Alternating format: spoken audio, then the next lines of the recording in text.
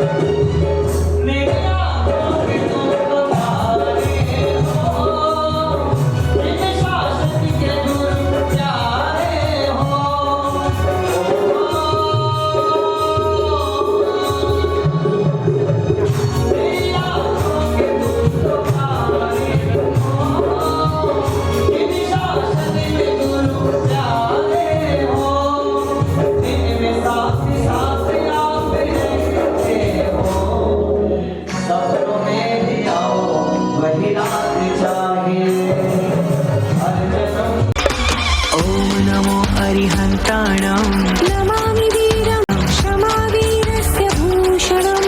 ॐ नमो आर्याणाम् अहिंसा परमोऽस्तु मङ्गलम्।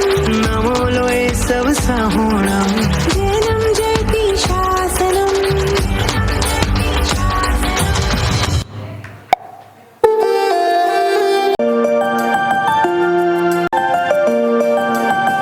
आज शुभ दिन है ये आया, आज शुभ दिन है ये आया।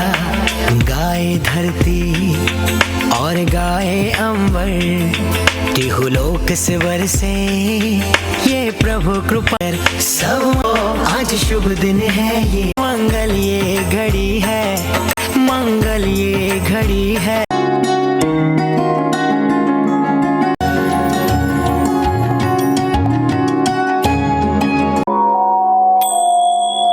चिंतन में हो तुम गुरुवर मेरे, स्पर्श से तेरे स्वर्णिम हो गए जीवन के। क्या मांगो इससे बढ़कर, आश मेरे साथ रहे गुरुवर तेरा वर हाथ रहे। गुरु पद्म की है महिमा तब तक जब तक ये दिन और रात रहे। गुरुवर तेरा सर पर हाथ रहे, गुरुवर तेरा सर पर हाथ रहे, गुरुवर तेरा सर पर हाथ रहे। और लेकर पुण्य कुल के अंदर हम जैन हैं, कहो हम जैन हैं। धर्म से जैन है, कर्म से जैन है। संतों का बहुत सुंदर। के गुरु मेरी भक्ति, के गुरु गोविंद, के गुरु गौतम, के गुरु जी महाराज। पाद प्रक्षालन की बोल।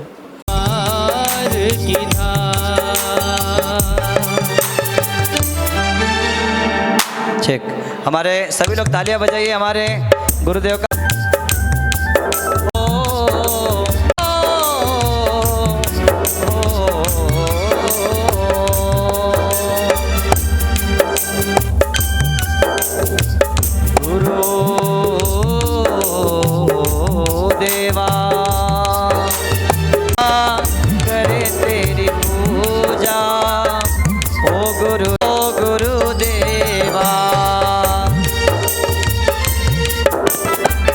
चरने पुण्य कमाया, ओ गुरुदेव हमने अमृत पाया।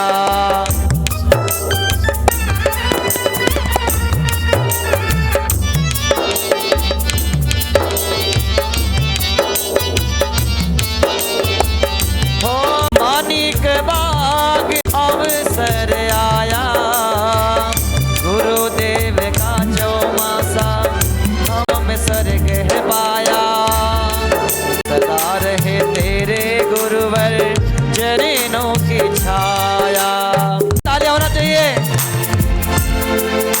मेरे दुख के बड़े याद आते हैं।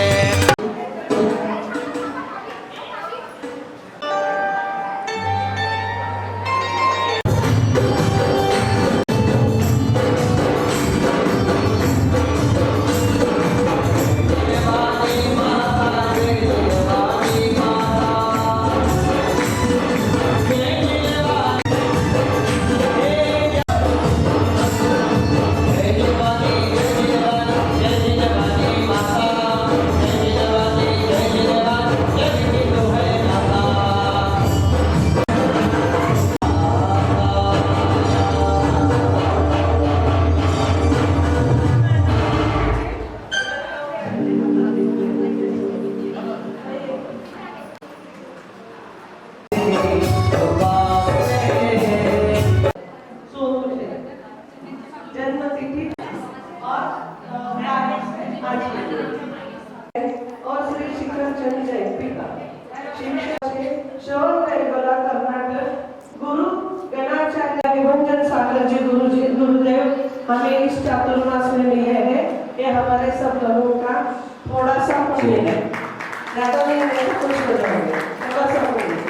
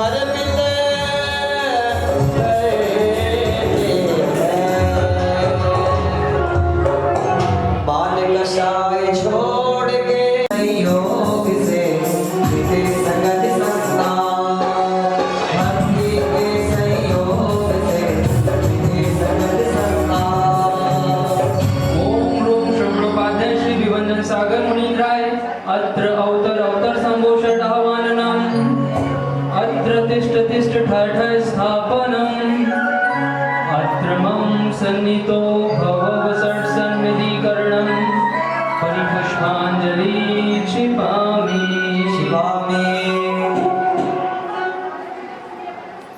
में भक्ति करेंगे गुरुदेव के महाराज जी की भक्ति।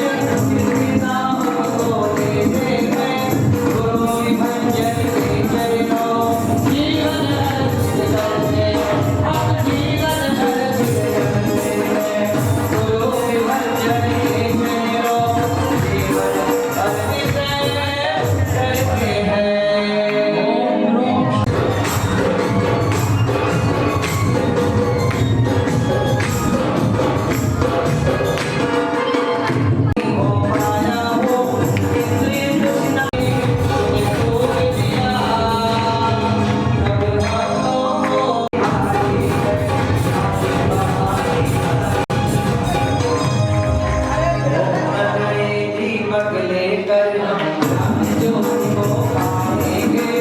आप वोट के चिंतन से सबको अपने नाम को पाते हैं।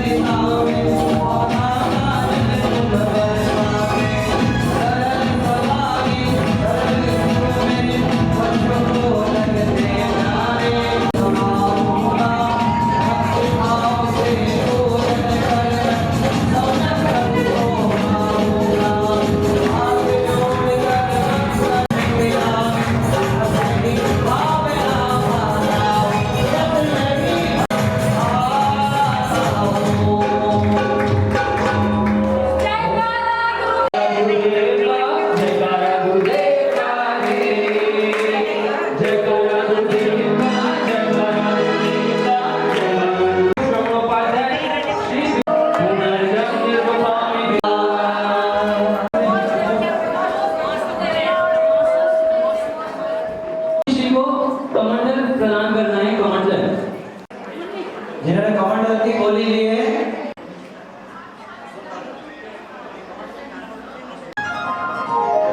जब मेरा पिला गिरा से गुरु धर रे तेरी तो पतंग उड़ गई रे तेरी तो पतंग उड़ गई रे हौसले मिटा दो आज सारे हो गए गुरु जी हम तुम्हारे हौसले मिटा दो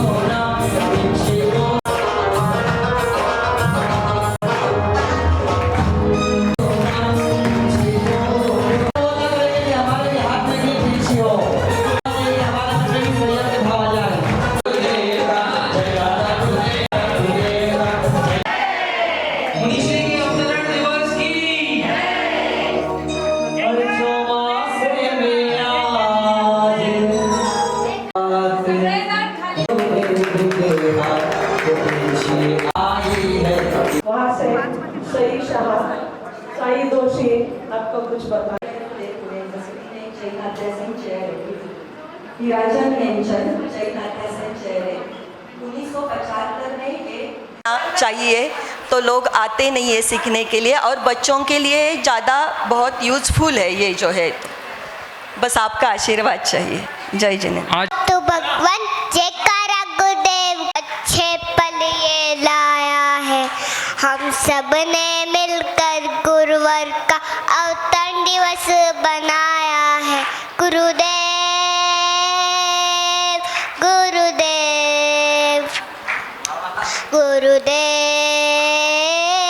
गुरुदेव गुरु हमें तेरी छाया में पलना है, थाम कर उंगली तेरे साथ चलना है।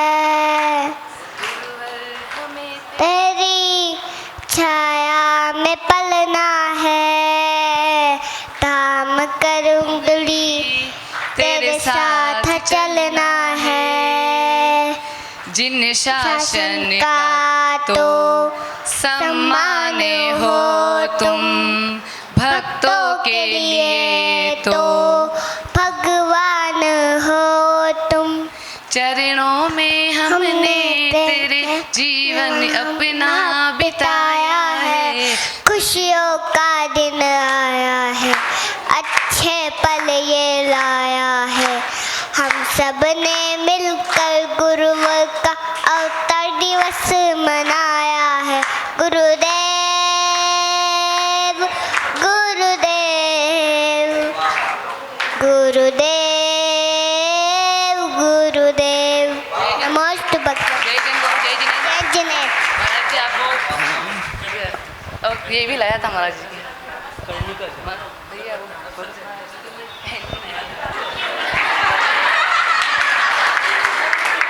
जो विभंजन सागर जी को पाया है, गुरु ऐसा वो पाया है, जो तीर्थंकर की छाया है।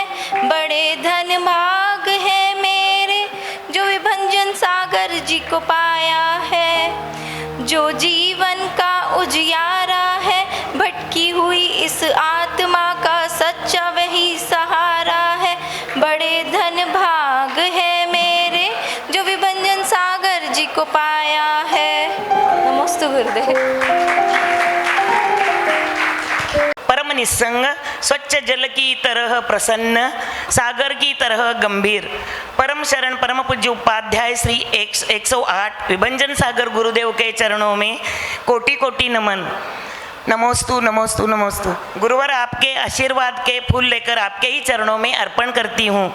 गुरुवर, पंच परमेष्टि में एक चलते बोलते तीर्थ हो आप।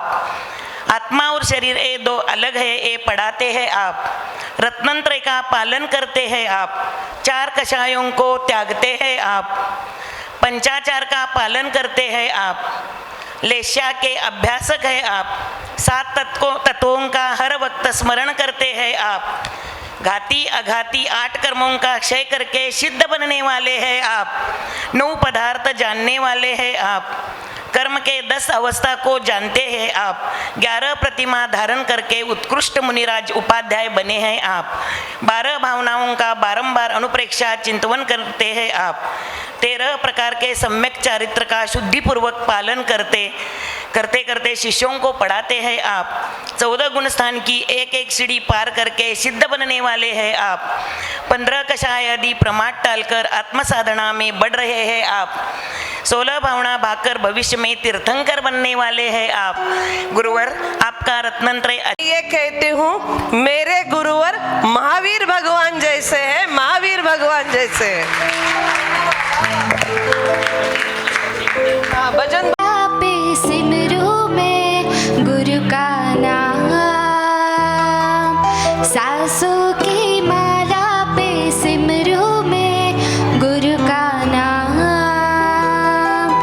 गुरु के चरणों में है तो मेरे चारों धाम, सासों की माला पे सिमरू में गुरु का नाम।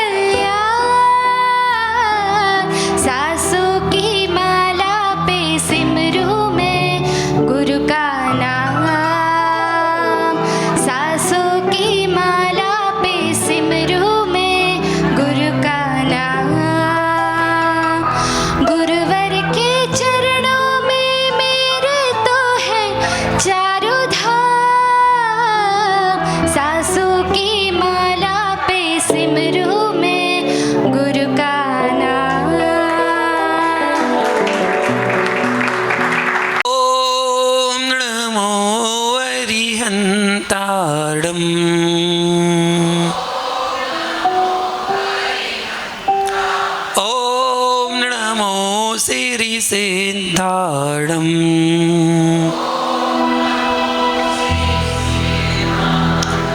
ओम नमो आयर्याणम्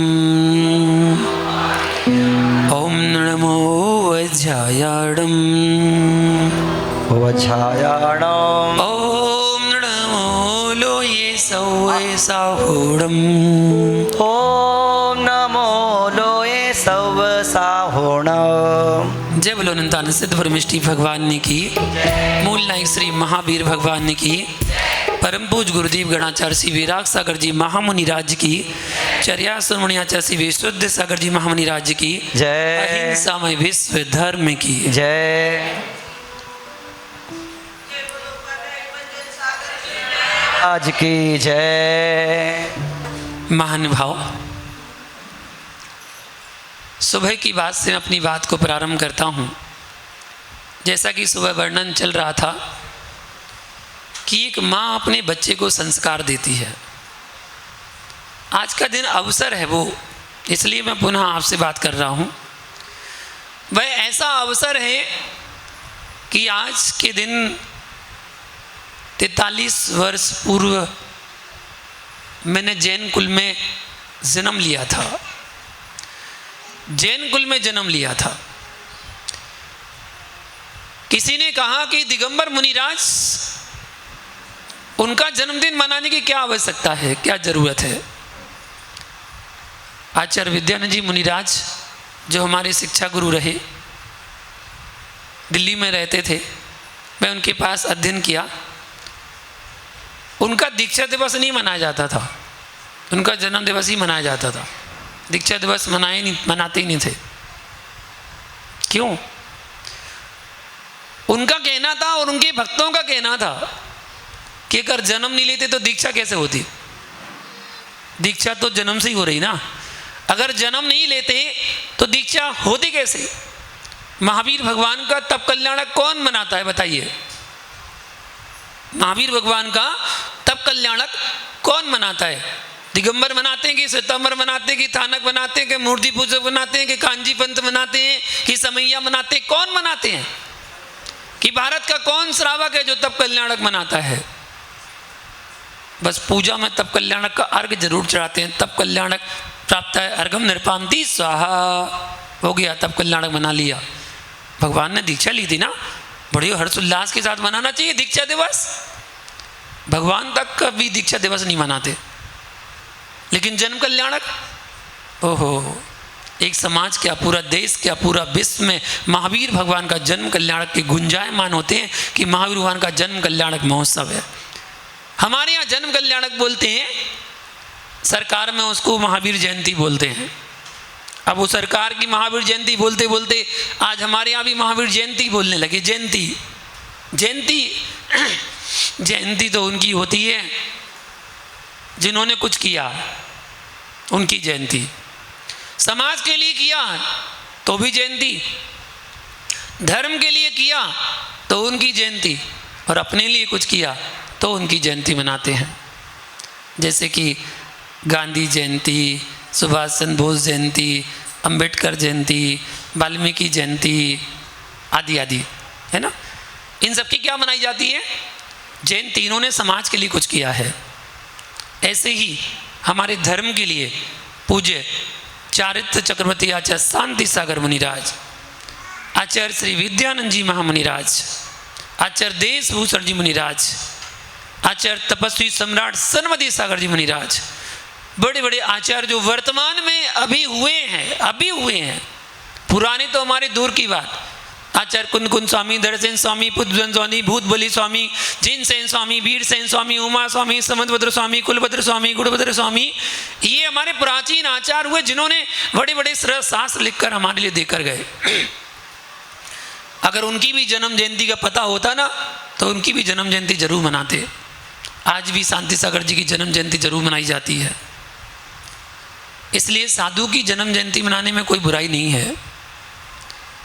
आचार्य विद्यानंद जी मुनिराज के जन्म जयंती महोत्सव पर 5 विद्वानों को, सबसे बड़ा काम होता था उनके यहाँ, 5 विद्वानों को 1-1 लाख रुपए की राशि सम्मान स्वरूप दी जाती थी।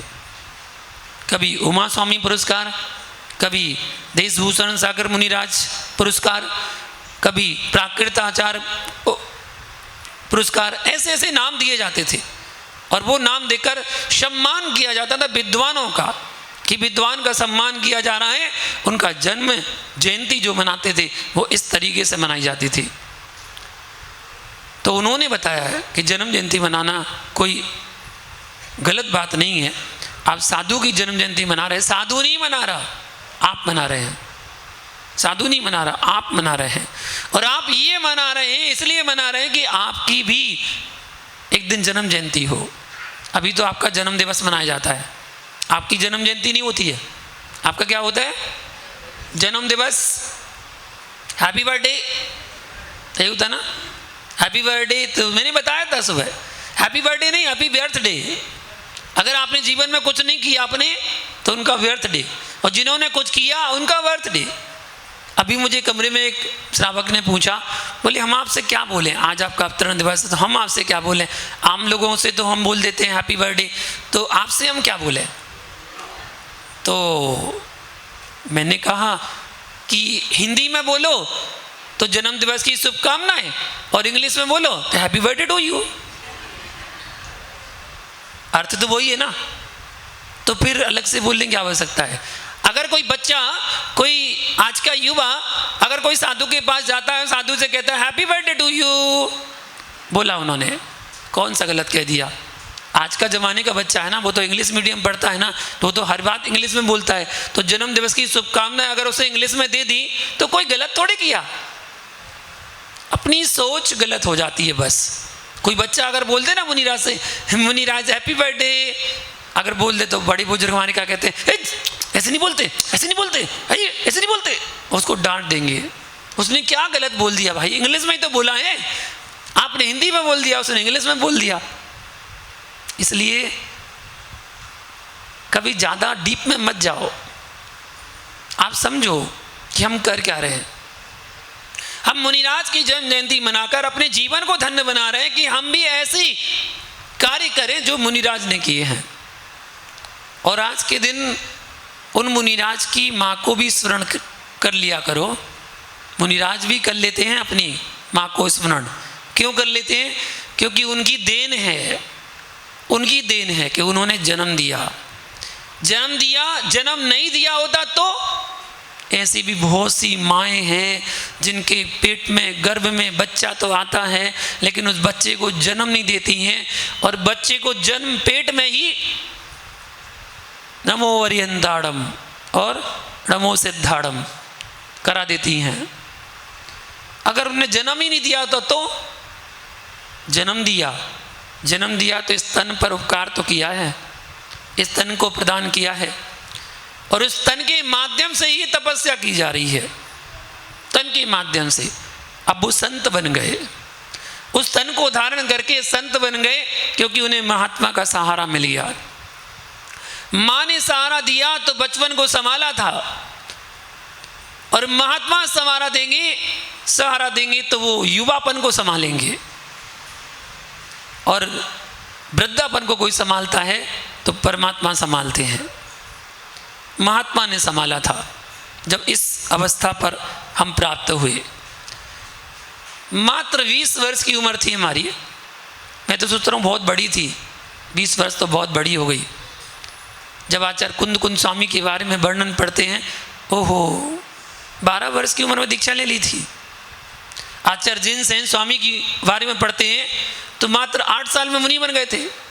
कार्तिकेय स्वामी के बारे में पढ़ते हैं तो 13 साल में वो मुनि बन गए थे। क्या वो भद्रबाहु आचार्य थे जिन्होंने गोवर्धन आचार्य की उंगली पकड़ी और दीक्षा लेने के लिए चल दिए? वो भद्रबाहु आचार्य जिनके 24,000 मुनि शिष्य हुए। गोवर्धन आचार्य उनके गुरु थे।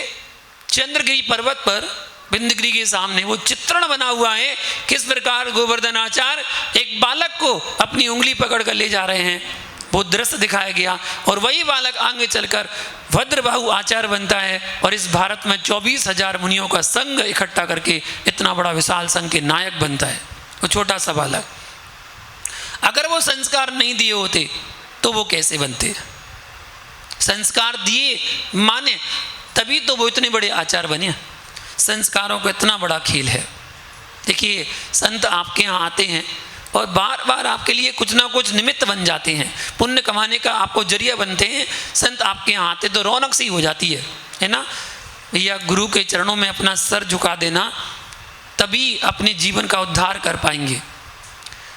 कहते हैं संत जहाँ पर आते हैं सोना बो कर देते हैं। चारों तरफ सोना ही सोना, समझ, वो वाला सोना नहीं, हाँ उसका तो महंगा ही ज़्यादा है, वो तो ज़्यादा महंगा हो रहा है। संत जहाँ पर आते हैं सोना बो कर देते हैं, संत जहाँ से जाते हैं सोना वो कर देते हैं। लेकिन संतों का आना हो संतों का जाना, संतों का आना हो संतों का जाना, मंगल ही होता रे। जीवन है पानी की बूंद कब मिट जाए रे, जीवन है पानी की बूंद कब मिट जाए रे। आना भी मंगल और जाना भी मंगल। आपका जाना कैसे मंगल? भैया बोर्ड पर क्या लिखते हो? आज साधु का मंगल आगमन है, और जब जाते हैं तो क्या लिखते हैं? आज साधु का मंगल विहार है। आना भी मंगल, जाना भी मंगल। क्यों? क्योंकि जहां जाएंगे वहां सब मंगल ही मंगल करेंगे, इसलिए आना और जाना मंगल ही होता है। ध्यान रखना, साधु आए हैं तो जाएंगे जरूर, ये पक्की बात है, ये निश्चित है। इसलिए पहले दिन से अभी चतुर्मास कलश स्थापना हुई नहीं है, अभी कलश स्थापना होगी, उसके बाद से लेकर तभी से समझ लेना बस दिन घटते जा रहे हैं। एक दिन घट गया, 2 दिन घट गया, 3 दिन घट गए, और ऐसे घटेंगे ये पता भी नहीं चलेगा। और 4 महीने का चतुर्मास कैसे निकल जाता है और साधु के जाने का समय आ जाता है। क्यों? आता है वो जाता है जग की रीति निभाता है, आता है वो जाता है जग की रीति निभाता है। पानी की गति बहना है कोई रोक ना पाता है, पानी की गति बहना है कोई रोक ना पाता है।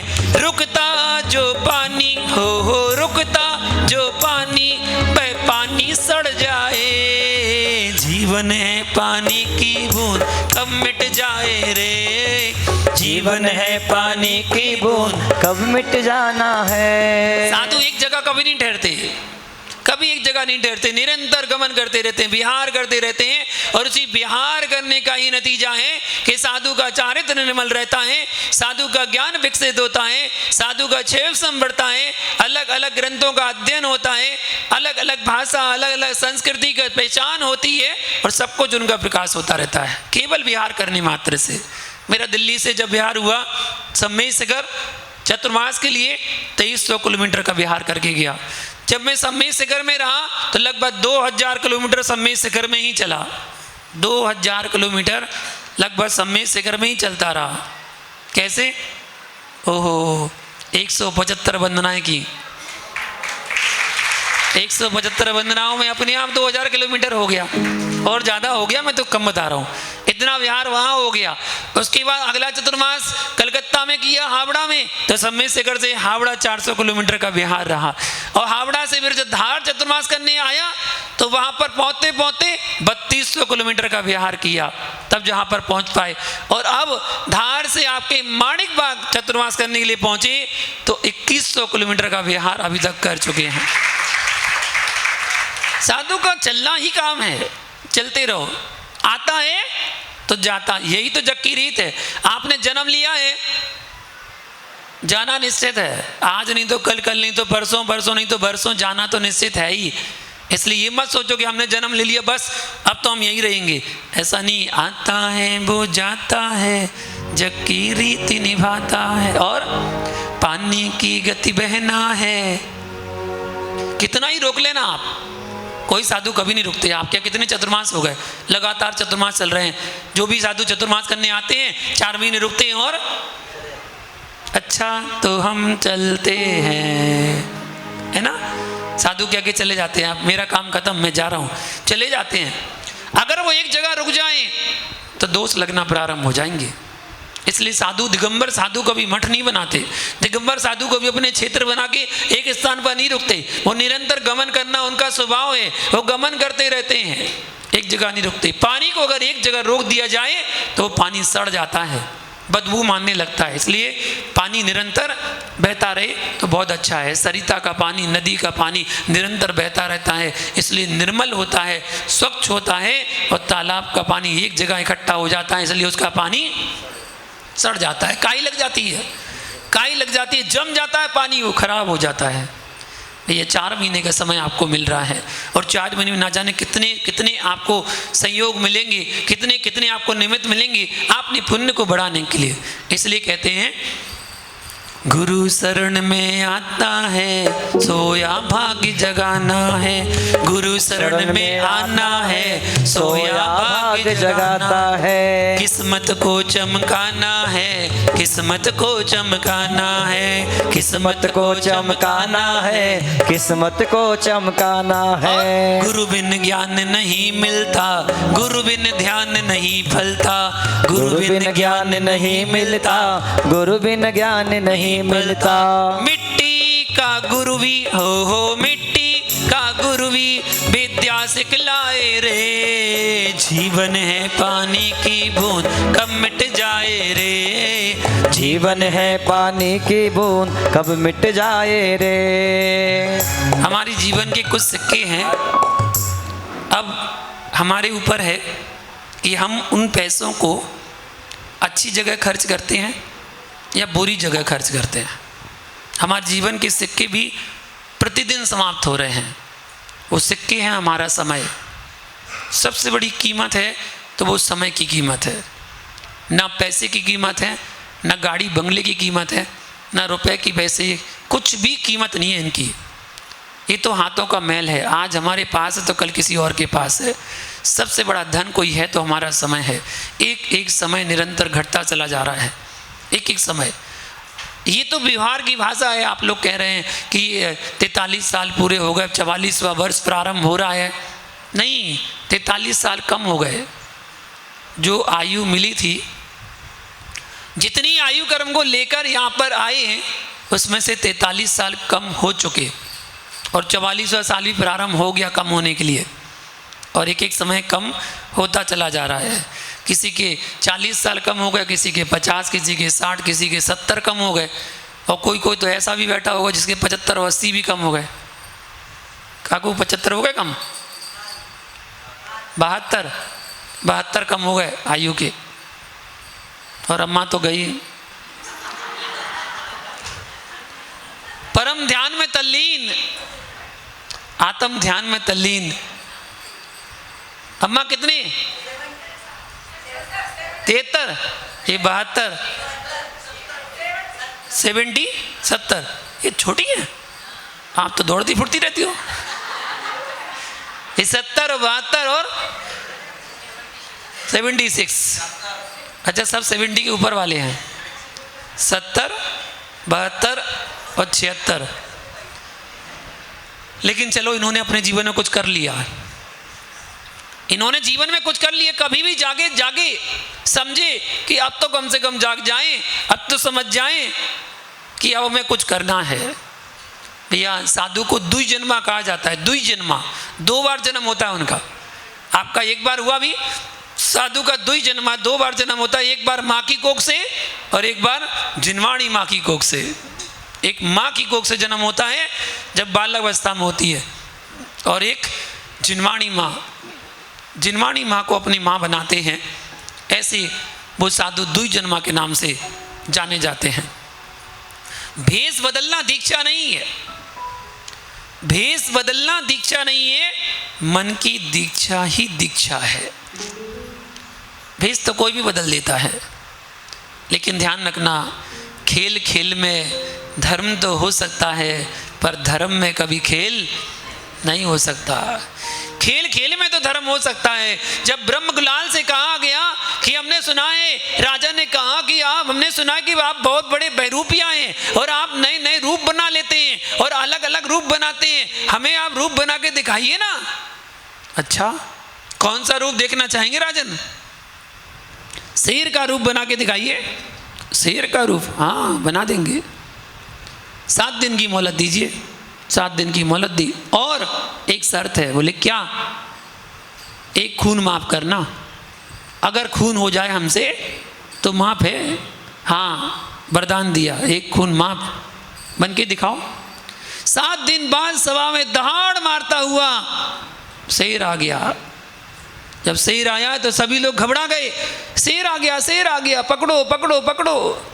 और शेर जब इधर उधर भागने लगा, एक दहाड़ मारी, दहाड़ मारकर सीधा राजा के पुत्र के पास पहुंचा और पुत्र के पेट को चीरकर वहीं पर मार दिया। सेठ ने तुरंत आदेश, और राजा ने तुरंत आदेश दिया, पकड़ लो उसको, मार दिया जाए। जैसे ही मारने का आदेश दिया, वो तुरंत अपने असली वेश में आ गया। मैं तो ब्रह्म गुलाल हूँ, आप ही ने कहा था। 7 दिन बाद मोहलत दी थी और एक खून माफ। ओ, राजा वचनबद्ध था, माफ करना पड़ा, तारीफ भी करनी पड़ी। बोले मान गए ब्रह्म गुलाल आपको। किसी को एहसास भी नहीं होता कि आपने शेर का रूप बनाया, कोई विश्वास ही नहीं कर रहा था। अच्छा, हमने सुना आप रूप बनाते ना, चलिए एक रूप और बन के दिखाइए। बोले क्या? दिगंबर मुनि का रूप बना के दिखाइए, दिगंबर मुनि का भेष बना के दिखाइए। उन्होंने कहा 1 महीने का समय चाहिए, 1 महीने का समय। ब्रह्म गुलाल ने 1 महीने का समय लिया और चल दिए साधुओं के पास। साधुओं के पास रहकर उनकी चर्या को देखकर, सीखकर, कैसे चर्या की जाती है, कैसे जाता है, कैसे भेष होता है, कैसे किसलोंज करते हैं, सब कुछ उन्होंने सीख लिया। और 1 महीने बाद दिगंबर रूप को धारण कर लिया। और दिगंबर रूप धारण करके आ गए दरबार में। जब दरबार में आए तो राजा ने कहा, कौन? दिगंबर मुनि आए हैं। दिगंबर मुनि, सब लोगों ने हाथ जोड़ लिए, अपने आसन से खड़े होकर प्रणाम कर लिया। ब्रह्म गुलाल ने कहा, राजन मैं ब्रह्म गुलाल हूँ। ओहो, राजा कहता है वाह, मान गए, आप असली भेष में आ जाइए अब अपने। हमने आपको मान लिया कि आप कोई भी रूप बना सकते हैं, आप अपने असली भेष में आ जाइए। ब्रह्म गुलाल कहते हैं, राजन कितने भी भेष हों वो बदले जा सकते हैं, लेकिन दिगंबर भेष कभी बदला नहीं जा सकता। ये दिगंबर भेष ऐसा भेष है, कभी बदला नहीं जाता।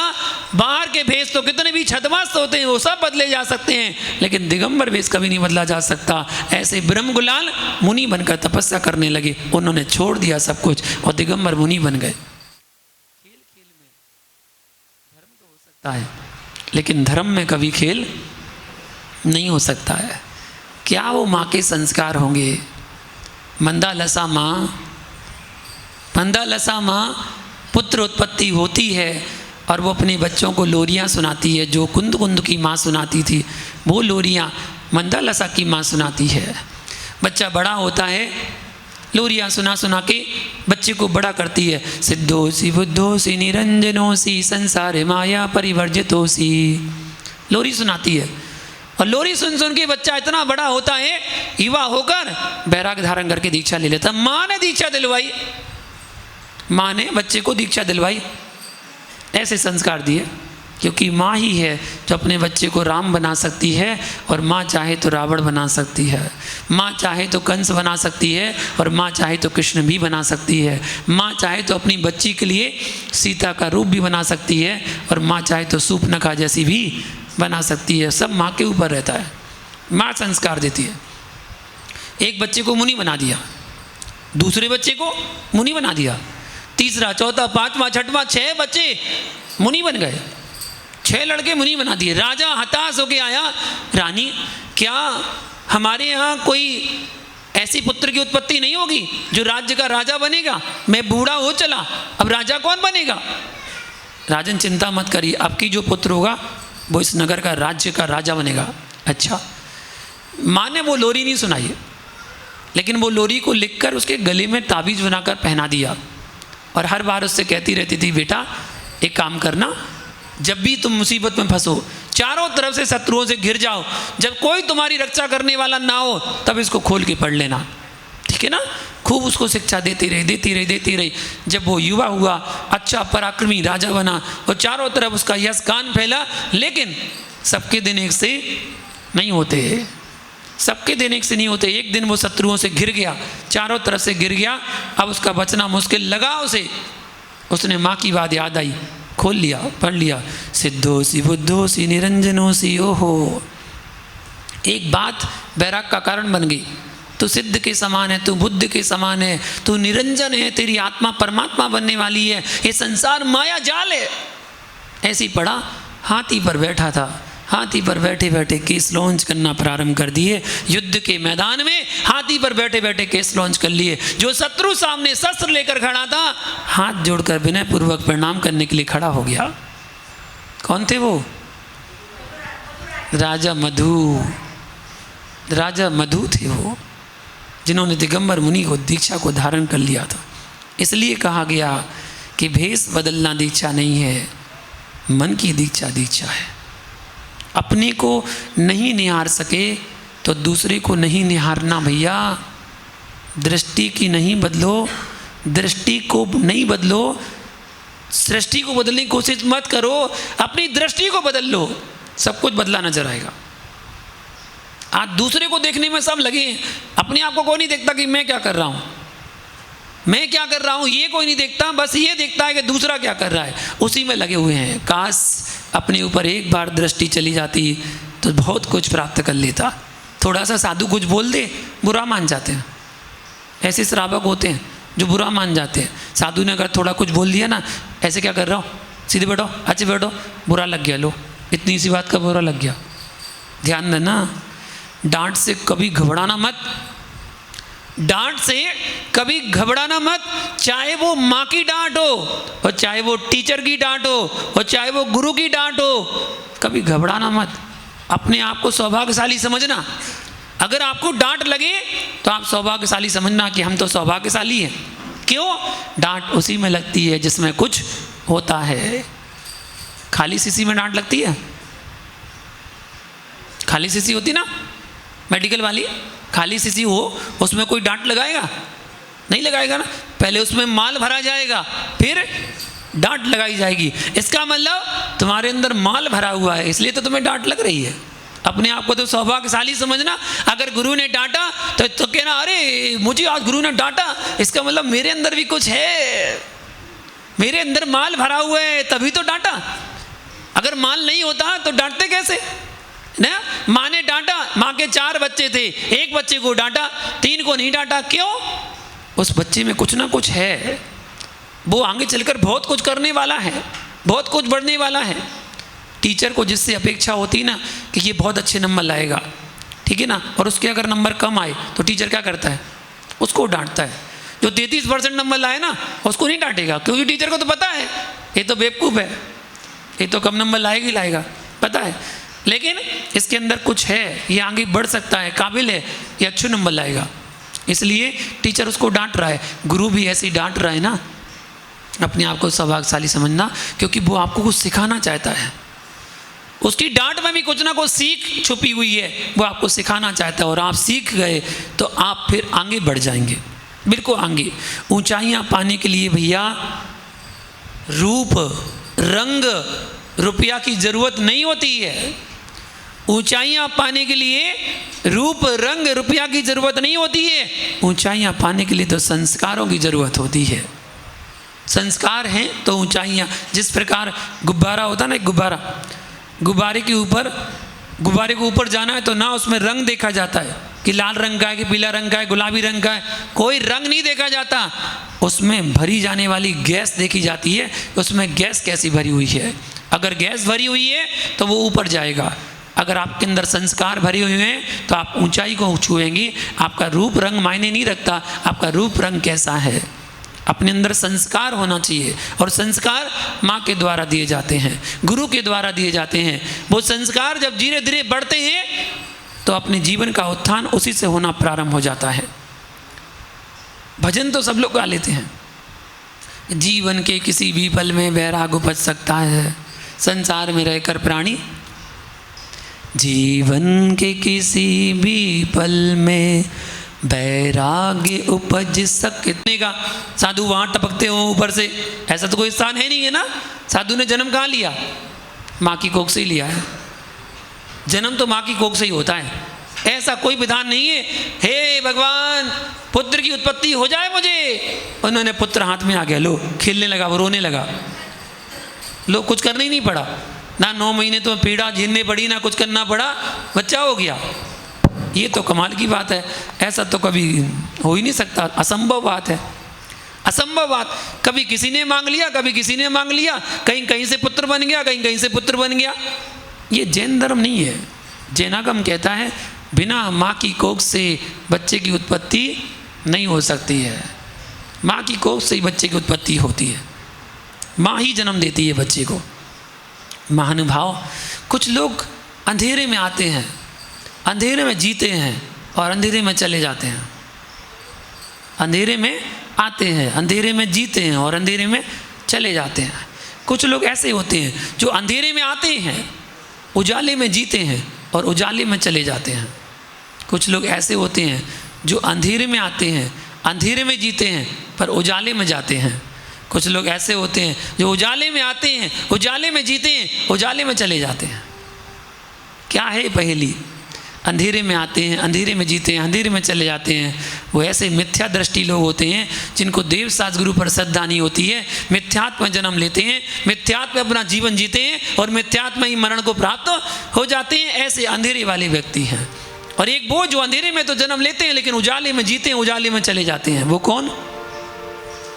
वो सम्यक दृष्टि जीव होते हैं जो जन्म तो लिया था मिथ्यात्म में, लेकिन जैसे ही बड़े हुए, युवा बने, महात्मा का सानिध्य मिला, साधु संत बन गए, समाधि बन करके अपने जीवन में उजाले में चले गए।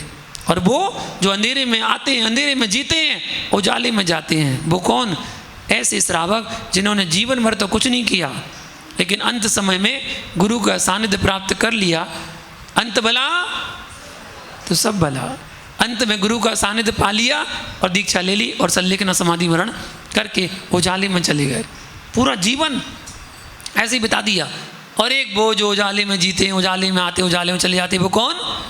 हमारे तीर्थंकर भगवान जन्म से ही अवधि ज्ञान के धारी होते हैं, उजाले में जन्म लेते हैं, पूरा जीवन उजाले में जीते हैं और उजाले में ही चले जाते हैं। ऐसे हमारे तीर्थंकर भगवान होते हैं। आप कौन से नंबर में आते हैं? पता नहीं।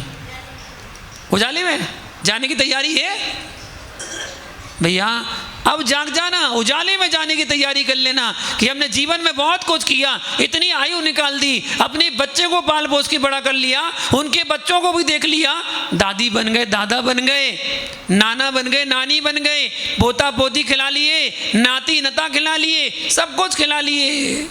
अब तो आगे बढ़ जाओ, अब तो दीक्षा लेने के तत्पर हो जाओ कि अब तो हम संयम के मार्ग में आगे बढ़ेंगे।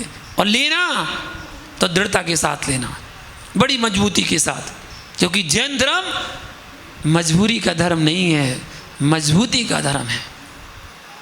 जैन धर्म मजबूरी का धर्म नहीं है, मजबूती का धर्म है। और जो जैन धर्म को मजबूरी में पालन करता है वो आगे चलकर मजदूर बनता है। जो जिन धर्म को मजबूरी में पालन करता है वो आगे चलकर मजदूर बनता है, और जो मजबूती में पालन करता है वही आगे चलकर महावीर बनता है। अब महावीर बनना है कि मजदूर बनना है? बनना है। कहना कितना आसान है, कहना बहुत आसान है। हमें तो महावीर बनना है, महावीर बनना है। वो घड़ी देखते जा रहे बार बार, 5 बज गया, टाइम हो गया, खाने का समय हो गया, खाना बनाना है, अभी खाना खाने आए। मजबूती का धर्म है ना महावीर धर्म। तो इतना आसान है कहना। ये मजबूती में तभी आप अपने धर्म को पालन कर पाओगे जब अपना समर्पण करोगे, धर्म के प्रति अपना समर्पण करोगे, तभी आगे बढ़ पाओगे, तभी ऊंचाइयों को पा पाओगे। समर्पण करना, जैसे एक बीज माली के लिए समर्पण करता है, वो बीज माली को समर्पण करता है तो माली उसको ज़मीन में फेंक देता है, ज़मीन के अंदर गाड़ देता है। फिर समर्पण किया था वह बीज एक दिन बट वृक्ष बन के सामने खड़ा हो जाता है। उस समर्पण का फल है। अगर समर्पण करना है तो उस पत्थर की तरह करो। शिल्पीकार को समर्पण करता है, वो शिल्पीकार उसमें छेनी हथौड़े मारता है, खूब पीटता है, खूब कूटता है, लेकिन शिल्पीकार उस पत्थर से एक परमात्मा का रूप बना देता है। समर्पण करना है तो मिट्टी की तरह करो, जो कुम्हार को समर्पण करता है। कुम्हार उसको पहले खोदता है, फिर गदे पर लादता है, फिर घर में ले जाके पटकता है, फिर पैरों से रौंदता है, फिर पानी से गलाता है, मचाता है, फिर चाक पर घुमाता है और फिर थप्पी मारता है और फिर धूप में सुखाने के लिए रख देता है और फिर अग्नि में झोंक देता है और एक दिन पैरों में पड़ने वाली मिट्टी माथे पर कलश बनकर विराजमान हो जाती है। समर्पण का फल देखना है तो ये देखो समर्पण का फल क्या होता है। एक बूंद जब समर्पण करती है तो वो सागर बन जाती है। एक भक्त जब समर्पण करता है तो वो आगे चलकर भगवान बन जाता है। समर्पण ऐसे करना, आपको भी भगवान बनना है, निश्चित बनना है। जब भगवान बनना ही है तो फिर ऐसा समर्पण करो कि सब कुछ भूल जाओ, सब कुछ भूल जाओ। ऐसा समर्पण वह आपके जीवन में ऊंचाइयों तक लेकर जाएगा। आप अपने जीवन में अपने बच्चों को भी संस्कारित करें और आप स्वयं भी संस्कारित हों, तभी आपको जन्म जयंती मनाना सार्थक है। कि गुरुदेव की, मुनिराज की, साधु की जन्म जयंती मनाते हैं तो हम भी ये भावना हुआ है कि जैसे उन्होंने जीवन में चारित्र को अंगीकार किया है, हम भी चारित्र को अंगीकार करेंगे। अपने बच्चों को भी वे संस्कार देंगे कि बेटा तुम्हें भी चारित्र को धारण करना है। भले ही ज़्यादा नहीं कर पा रहे, थोड़ा सा चारित्र धारण करो, लेकिन जरूर धारण करो, क्योंकि बच्चों को जन्म देना मात्र कुछ नहीं होता है। जन्म देना मात्र कुछ नहीं होता है, जन्म तो जानवर भी दे देते हैं। आपने दिया तो कौन सी बड़ी बात हो गई, आपने जन्म दिया, जानवर ने जन्म दिया। आप बच्चों को ट्रेंड कर देते हैं, किससे बचना है, किसके पास जाना है, किससे दूर रहना है, किसके पास क्या करना है, आप ट्रेंड कर देते हैं। वो तो जानवर भी कर देता है, बड़ा ट्रेंड कर देता है कि इधर से इनसे दूर रहना, इनके पास जाना, ये खाना, यहाँ रुकना, यहाँ छुपना, सबको ट्रेंड कर देता है। आपने किया क्या है फिर? आपने क्या किया? आपको कुछ अलग हटके करना है, तो वो अलग हटके यही है कि धर्म के संस्कार उन बच्चों को दे देना। जब धर्म के संस्कार आप बच्चों को दे देंगे तो निश्चित वो बच्चा एक दिन बच्चा नहीं, एक दिन धर्म की बागडोर संभालने वाला आपका ही पुत्र एक गुरु बनकर मंच पर विराजमान होगा, जो धर्म की बागडोर बनाकर और सबको धर्म के संस्कार देगा, धर्म की शिक्षा देगा। अभी धर्म की संस्कार की बात चल रही ना, अभी शुरू होने वाला है, अपनी नया पाठशाला शुरू होने वाली है, 2 तारीख से है ना, 2 तारीख को उसका विमोचन होना है और 2 तारीख से ही क्लास लगनी है, तो संस्कार होने हैं। तो जितने संस्कार आप दे सकते हैं वो संस्कार आप दें, आपका बच्चा भी एक दिन भगवान बने। और अगर संस्कार नहीं दे पाए तो शैतान तो बनेगा ही बनेगा, या तो शैतान बनेगा या भगवान बनेगा। अब शैतान बनाना है या भगवान बनाना है वो आप पर निर्भर करता है। आप अपने बच्चे को अच्छे संस्कार दें। इतनी सी बात मैं आपको कहूँगा कि भैया देखो, कहते ना वो पहले जब वो करते थे ना, पैर छूते थे माता पिता के, तो बचपन से संस्कार दिए जाते थे, क्या छुओ, पैर छुओ, चलो चरण छुओ, चरण छुओ, ये कहते थे। आज आप लोग कहते तो चरण छुओ, चरण छुओ, लेकिन वो बच्चा आके मालूम क्या छूता है, घुटना छूता है।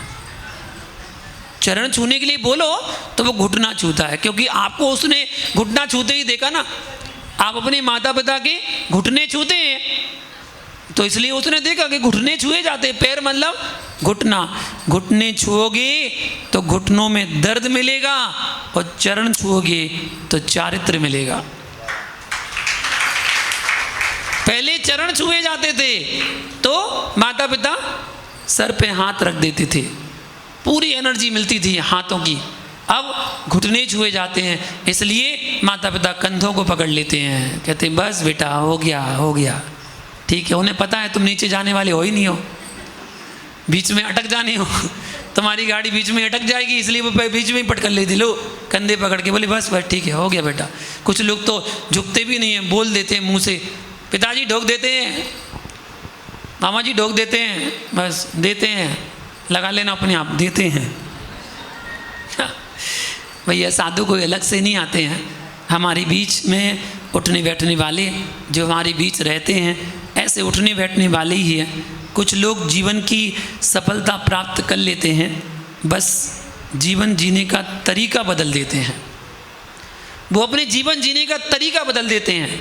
हमारे यहाँ के पूना के भी देखो नगर गौरव 2-2 3-3 नगर गौरव हैं, है ना। हमने तो 3 के बारे में सुना है, 3 है ना, 3 नगर गौरव हैं। आप ही के साथ तो उठने बैठने वाले थे, उठने बैठने वाले, किसी के साथ पूजा करते होंगे, किसी के साथ पढ़ते होंगे, किसी के साथ खाते पीते होंगे, आपके साथ उठने बैठने वाले हैं। किसी को तो पता ही नहीं है किसी का कौन से हैं, पता ही नहीं है। नाम बता भाई कौन से हैं। एक तो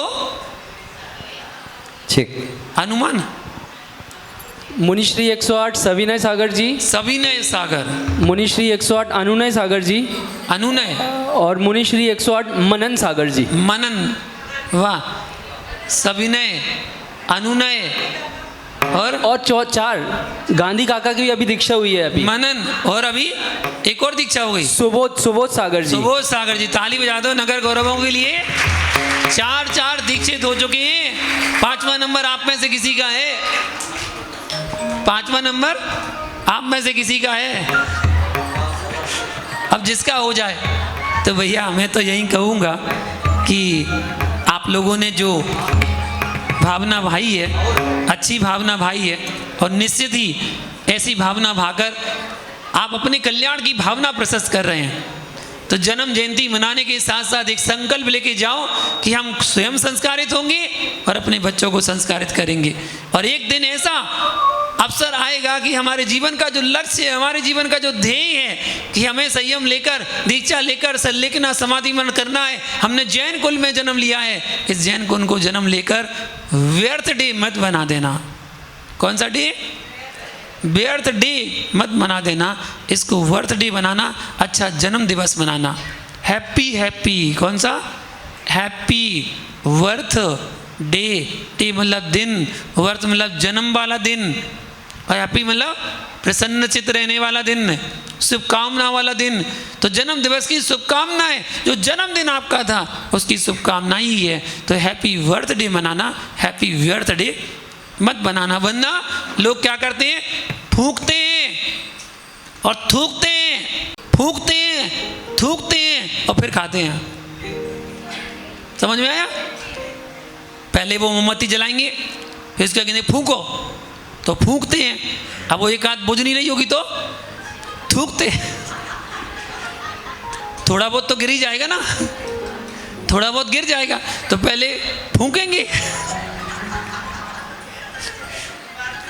सही कह रहा हूं ना, पहले फूंकते हैं, फिर थूकते हैं, और फिर नहीं, एक ही को एक पीस निकाल के ना, तुम भी खाओ, तुम भी खाओ, तुम भी खाओ, तुम भी खाओ, उसी में से पहले सबको खिलाते हैं। पहले खिलाते थे, अब तो पोतते हैं। अब तो पूरा केक लेके, पूरा अच्छा खासा केक बना के लाए थे और पूरा मुंह में पोत देते हैं। बताओ, पहले भैया फूंकते हैं, फिर थूकते हैं, फिर पोतते हैं। वो कह रहे बर्थडे मना रहा है, हैप्पी बर्थडे मना रहा है। अरे अच्छे खासे सुंदर सुंदर वस्त्र पहने थे उसने, पूरे वस्त्र खराब कर दिए, उसके पूरी ड्रेस खराब कर दी। और मैं कुछ करके दिखाओ, कुछ ऐसा करो कि जो आपके लिए, आपकी समाज के लिए, आपके परिवार के लिए बहुत बढ़िया लाभकारी हो। इसी मंगल भावना के साथ आप सभी लोग यहाँ पर उपस्थित हुए, सभी को मेरा बहुत बहुत आशीर्वाद। आप लोग निश्चित ही देखिए, मेरा तो एक परम सौभाग्य है कि मैंने ऐसी तिथि पर जन्म लिया कि शायद कोई और दूसरा साधु इस तिथि पर जन्म लिया हो। मुझे जैसा याद नहीं है कि कौन सी तिथि है मेरी, मुझे खुद नहीं पता था कि मैं उस तिथि में जन्म लेके मैं उस पद पर आऊँगा, मुझे खुद नहीं पता था। मेरी तिथि जो है वो गुरु पूर्णिमा है। जन्मदिन 24 जुलाई है, 24 तीर्थंकरों की 24 तारीख है। ओहो, ताई ने नई बात बता दी आज, ये तो हमें पता ही नहीं थी। 24 जुलाई 24 तीर्थंकरों के प्रतीक है, और उस 24 जुलाई पर गुरु पूर्णिमा का दिन था। शरद पूर्णिमा पर जन्म लेने वाले तो हैं, गुरु पूर्णिमा पर जन्म देने वाले मुझे तो शायद मुझे नहीं पता कि कोई और हो। मेरा तो ऐसा सौभाग्य रहा, लेकिन मुझे पता नहीं था कि गुरु पूर्णिमा क्या होती है और क्या उसके महत्व होते हैं, कुछ नहीं पता था। जब मैं आगे बढ़ा तब पता चला। 18 साल की उम्र में भाव बन गए कि दीक्षा लेना है। जब 18 साल का था तब मुझे भाव बन गए थे दीक्षा लेना है। जब मैं 20 साल का हुआ तो घर छोड़ दिया। 20 साल का पूरा नहीं हुआ, 1 महीना बाकी था। अभी बताया ना ताई, मैं 8 जून को छोड़ दिया था। तो 1 महीने बाद जन्मदिन था, तो उसके पहले ही छोड़ दिया। 20 साल के हुए तो उसके बाद 7 प्रतिमा ले ली। उसके बाद 2 साल ब्रह्मचारी अवस्था में रहे, 2.5 साल, 22.5 के हुए दीक्षा ही हो गई। 22.5 की उम्र में दीक्षा हो गई थी और अब 21वां चतुर्मास चल रहा है। कितने साल हो गई? 43, 43 साल पूरी हो चुकी हैं, 44 में प्रवेश कर गए हैं। अब पता नहीं कितनी और बची। अब ये तो घट गई ना, अब तो कितनी बची। अब जो भी बची हो धर्म के साथ निकलेगी।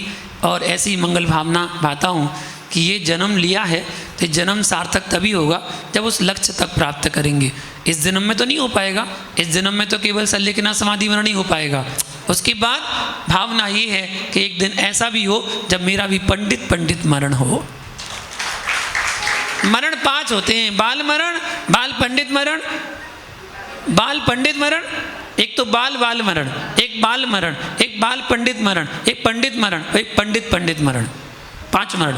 बाल मरण मिथ्या दृष्टियों का होता है, बाल मिथ्या दृष्टियों का, बाल मरण सम्यक दृष्टियों का, बाल पंडित अवरत सम्यक दृष्टियों का, अणुवृत्तियों का, इलक चुल्लक चुल्लिका वृत्तियों का, पंडित मरण मुनियों का, और पंडित मरण तीर्थंकरों का होता है, केवलियों का होता है, मोक्ष जाने वालों का होता है। इसलिए भावना यही है कि पंडित मरण होके अपनी इस आत्मा का कल्याण कर सको, इसी मंगल भावना के साथ। जय बोलो महावीर भगवान ने की जय। दीक्षा दिवस कल यहाँ पर